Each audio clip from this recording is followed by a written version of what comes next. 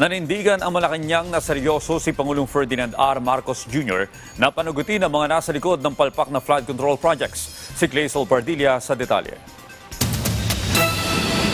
Kung seryoso si Pangulong Ferdinand R. Marcos Jr. sa malawakang investigasyon sa maanumalyang flood control project, sabi ni Vice President Sara Duterte, tukoy agad ang mga salarin at tapos ang investigasyon sa loob lang ng isang araw.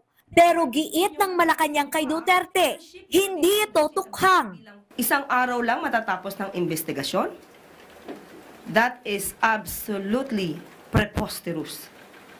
Ang Pangulong Marcos Jr., hindi po siya nagsasagawa ng investigasyon ala tokhang way. Nirerespeto ng Pangulo ang due process, nirerespeto ng Pangulo ang human rights. So kaya po dumadaan ang lahat sa proseso. Payo ni Palace Press Officer Claire Castro kay VP Duterte. Sana tinulungan ang kanyang ama na si dating Pangulong Rodrigo Duterte na resolbahin ang mga isyu sa katiwalian noon. Kung isang araw lang po dapat ito na imbestigahan, sana po ay ito ay kanyang nasuggest noon sa kanyang ama dahil mismo ang dating Pangulong Duterte ay umamin na maraming ghost projects rampant noon.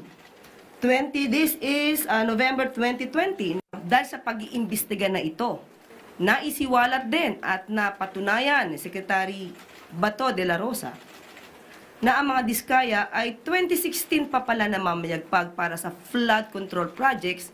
Yung nirereklamo ni Mayor Magalong na rock netting ay 2018 pa pala ito proyekto. At yung nireklamo kay Pangulo na binisita sa Bulacan ay 2021 pa pala ito nagawa. Nanindigan ang palasyo, seryoso si Pangulong Marcos na panagutin ang mga nasa likod ng palpak at guni-guning proyekto kontra baha. Kahit pang masagasaan ang miyembro ng administrasyon.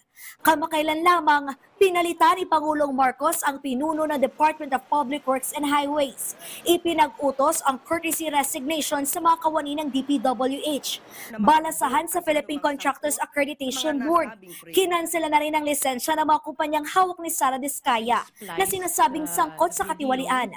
Isinailalim na rin sa preventive suspension ang mga district engineer at mga nasa likod ng mga kahinainalang flood control projects. Wala pa pong Pangulo sa history na gumawa ng ganitong malawakang pag-iimbestiga sa mga maanumalyang flood control projects.